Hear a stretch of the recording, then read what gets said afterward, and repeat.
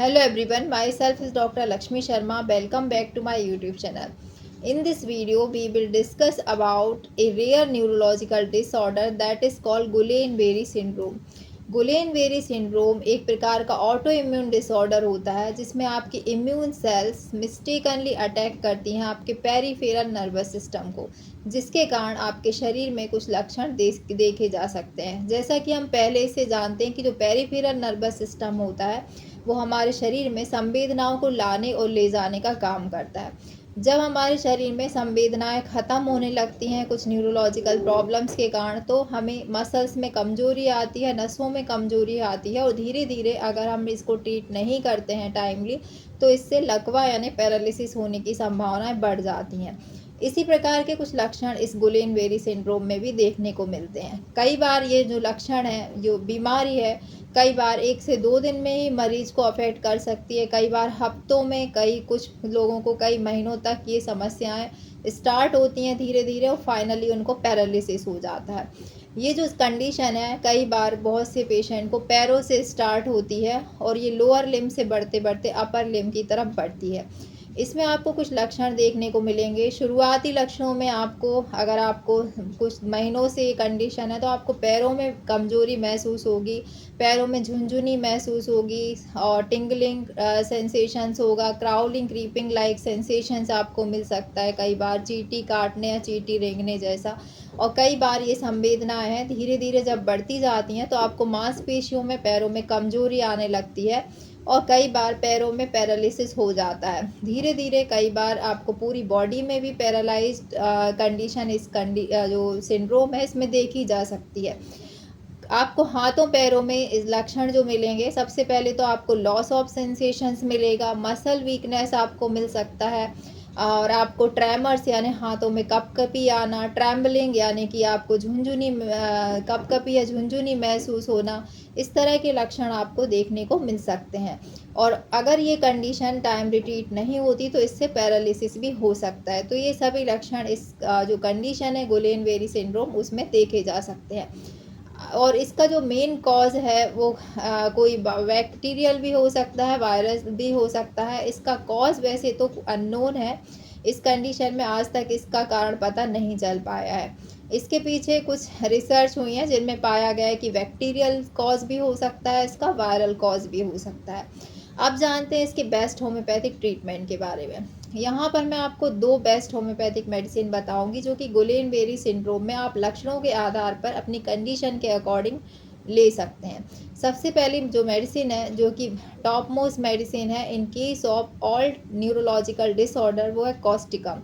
Causticum अगर आपको paralysis की कंडीशन है और साथ ही साथ आपको नर्व में, मसल में काफ़ी ज़्यादा वीकनेस मिल रही है और इवन आपको अगर सिंगल मसल में वीकनेस है या ग्रुप ऑफ मसल में वीकनेस है, तब भी आप इस दवा का प्रयोग कर सकते हैं। ये दवा आपके जो मांसपेशियों की कमज़ोरी है उसको दूर करती है। अगर आपको पैरालिसिस पैरों से लेकर बॉडी के फेस तक इवन पैरालिसिस हो गया है तो उस कंडीशन को रिकवर करने में भी ये दवा काफ़ी बेनिफिशियल होती है। आप कॉस्टिकम को अगर पैरालिसिस है तो 1 mg पावर में हफ्ते में 2 बार प्रयोग करें, 4-4 बूंद डायरेक्ट ऑन टंग, जब तक कि आपकी कंडीशन नॉर्मल नहीं हो जाती। अगर आपको पैरालिसिस नहीं है, मसल वीकनेस है, गुलेन-बेरी सिंड्रोम आपका डायग्नोस हुआ है, तो आप इस कंडीशन में जो है इस मेडिसिन को 200 पावर में इस्तेमाल करें। 5 से 6 महीने आप इस्तेमाल करेंगे तो आप मसल वीकनेस और इवन जो भी पेरिफेरल न्यूरोपैथीज़ रहती हैं उनमें काफ़ी अच्छे आपको इसमें रिज़ल्ट देखने को मिलेंगे। इसको आपको 200 पावर में 2-2 बूंद डायरेक्ट ऑन टंग दिन में 2 बार प्रयोग करना है, सुबह-शाम आप लीजिए। अगर आपको पैरालिसिस नहीं है तो अदर न्यूरोपैथीज़ में आपको 200 में लेना है। तो इस तरह से इस दवा का प्रयोग करना है। 4 से 6 महीने लगातार आप इस दवा का प्रयोग करें। आप देखेंगे कि आपकी जो न्यूरोपैथीज़ की समस्याएँ हैं वो धीरे-धीरे नॉर्मल हो जाएँगी। इवन कॉस्टिकम अगर ब्लडर मसल में कंट्रोल नहीं हो रहा है, यूरिन पास आउट हो जाता है या आपके इंटेस्टिनल मसल में कंट्रोल नहीं हो रहा, फेशियल मसल में ट्विचिंग रहता है, कंट्रोल नहीं हो रहा है, या फिर आपके जो भी स्फिंक्टर्स होते हैं उनमें कंट्रोल पावर नहीं है, तो आप कॉस्टिकम का प्रयोग कर सकते हैं। ये पैरालिसिस की कंडीशन को तो रिकवर करती है, मसल वीकनेस में की कंडीशन में मसल को स्ट्रेंथन प्रोवाइड करने का काम करती है। दूसरी जो होम्योपैथिक मेडिसिन है जो कि पैरालिसिस में काफ़ी ज़्यादा बेनिफिशियल है, जिसका नाम है अगेरिकस मस्केरियस। अगर आपको ज़्यादातर सिम्टम जो है वो पेरिफेरल न्यूरोपैथीज़ के हैं, तब आपको अगेरिकस जो है दवा का प्रयोग करना है।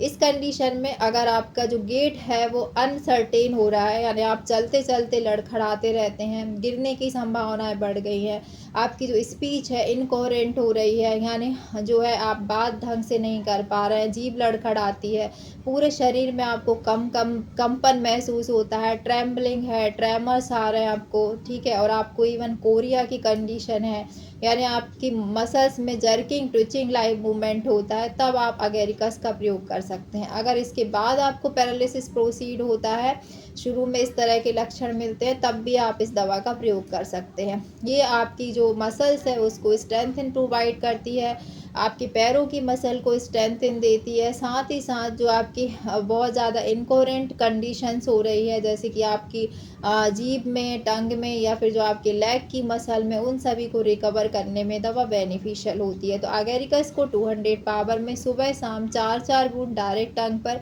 4 से 6 महीने आप प्रयोग करें, आपको काफ़ी अच्छे रिजल्ट मिलेंगे। तो इस तरह से आपको गुलेनबेरी सिंड्रोम में इन 2 दवाओं का आप साथ में भी प्रयोग कर सकते हैं। अगर आपको पैरालिसिस है और साथ में ये सभी न्यूरोपैथीज के सिम्टम है, अगर आपको केवल पैरालिसिस है और मसल वीकनेस है, कोई ज़्यादा सिम्टम नहीं है, तो आप कॉस्टिकम, सिर्फ केवल कॉस्टिकम का ही प्रयोग कर सकते हैं। तो इस तरह से आपको इन दोनों दवाओं का प्रयोग करना है, या अपनी कंडीशन के अकॉर्डिंग ओनली कॉस्टिकम आप प्रयोग कर सकते हैं। तो मुझे उम्मीद है दोस्तों आज का वीडियो आपको ज़रूर पसंद आया होगा। वीडियो पसंद आए तो वीडियो को लाइक शेयर करना ना भूलें। चैनल पर नए हैं तो चैनल को सब्सक्राइब ज़रूर करें। मिलते हैं नेक्स्ट वीडियो में इसी तरह के और अपडेट्स के साथ। तब तक के लिए bye bye. Thanks for watching.